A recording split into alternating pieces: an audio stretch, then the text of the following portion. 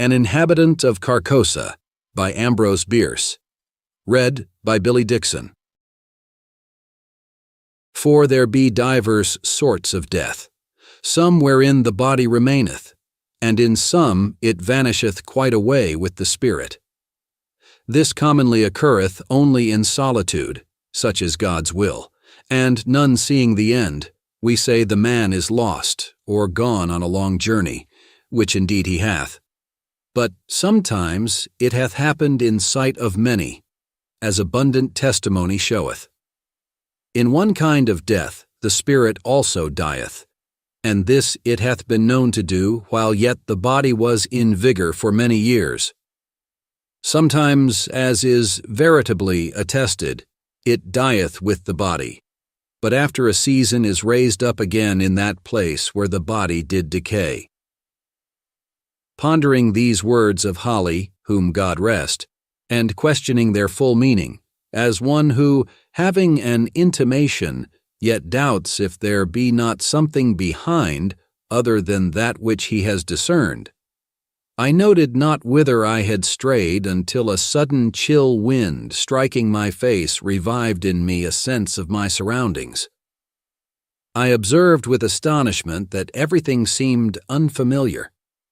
On every side of me stretched a bleak and desolate expanse of plain, covered with a tall overgrowth of sere grass, which rustled and whistled in the autumn wind with heaven knows what mysterious and disquieting suggestion.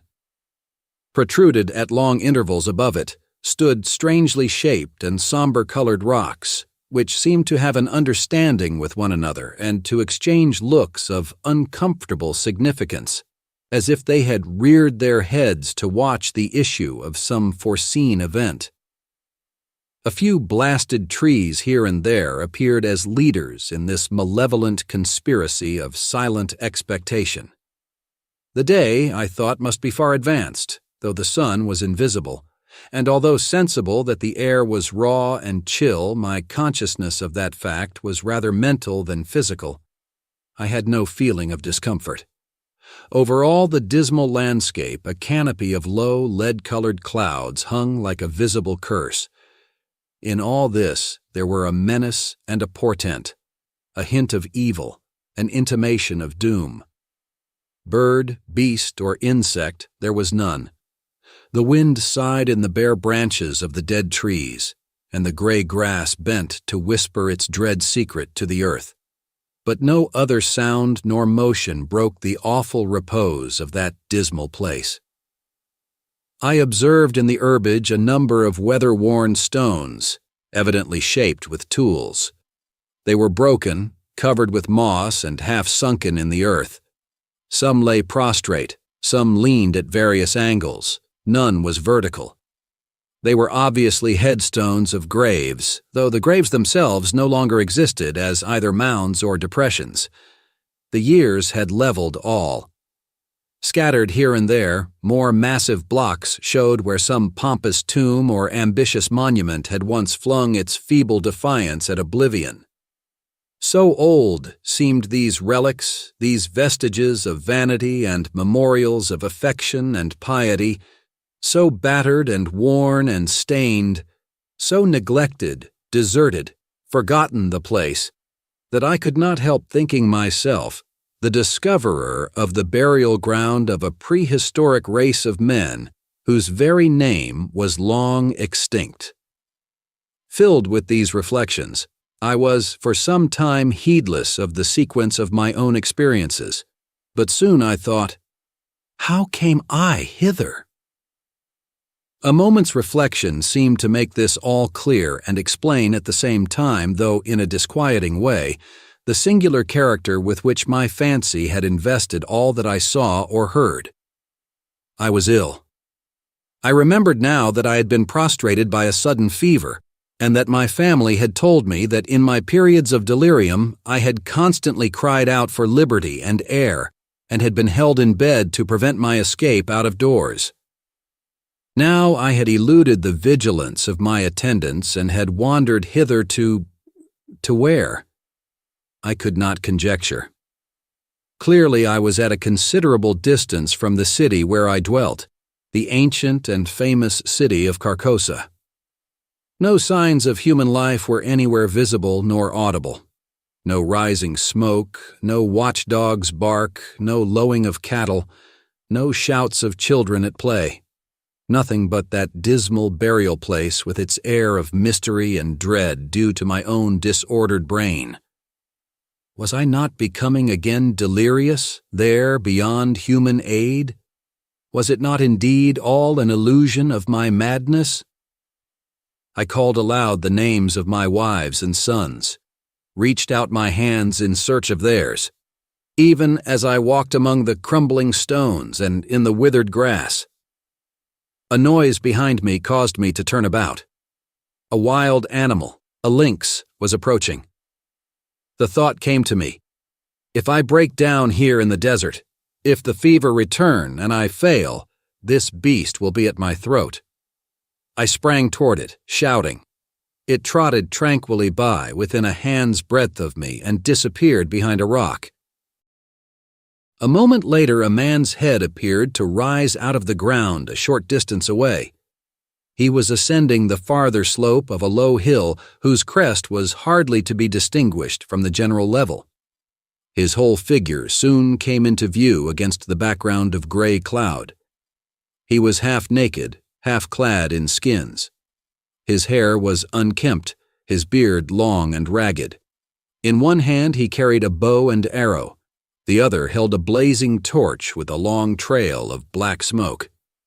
He walked slowly and with caution, as if he feared falling into some open grave concealed by the tall grass.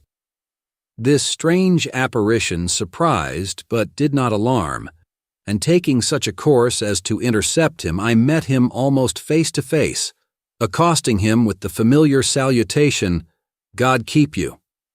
He gave no heed, nor did he arrest his pace. "Good stranger," I continued, "I am ill and lost. Direct me, I beseech you, to Carcosa." The man broke into a barbarous chant in an unknown tongue, passing on and away. An owl on the branch of a decayed tree hooted dismally, and was answered by another in the distance. Looking upward, I saw through a sudden rift in the clouds Aldebaran and the Hyades. In all this there was a hint of night, the lynx, the man with the torch, the owl. Yet I saw even the stars in absence of the darkness. I saw, but was apparently not seen nor heard.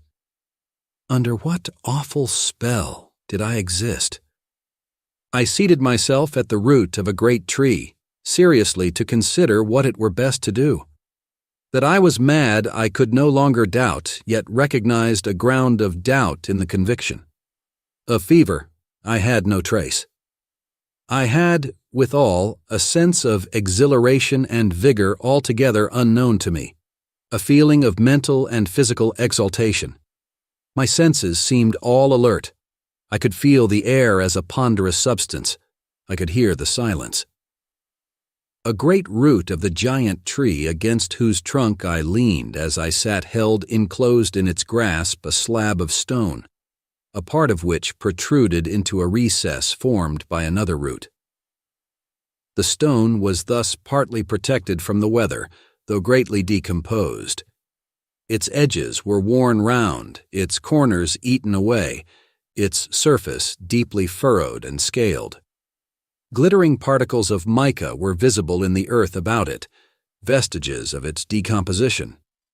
This stone had apparently marked the grave out of which the tree had sprung ages ago. The tree's exacting roots had robbed the grave and made the stone a prisoner. A sudden wind pushed some dry leaves and twigs from the uppermost face of the stone. I saw the low-relief letters of an inscription and bent to read it. God in heaven, my name in full, the date of my birth, the date of my death. A level shaft of light illuminated the whole side of the tree as I sprang to my feet in terror. The sun was rising in the rosy east. I stood between the tree and his broad red disk. No shadow darkened the trunk. A chorus of howling wolves saluted the dawn. I saw them sitting on their haunches, singly and in groups, on the summits of irregular mounds and tumuli filling a half of my desert prospect and extending to the horizon. And then I knew that these were ruins of the ancient and famous city of Carcosa. Such are the facts imparted to the medium by rolls by the spirit Hoseib Alar Robardan. Thank you for listening to this audiobook. If you enjoyed this story, don't forget to give it a thumbs up and subscribe to our channel so you don't miss our next uploads. See you in the next audiobook.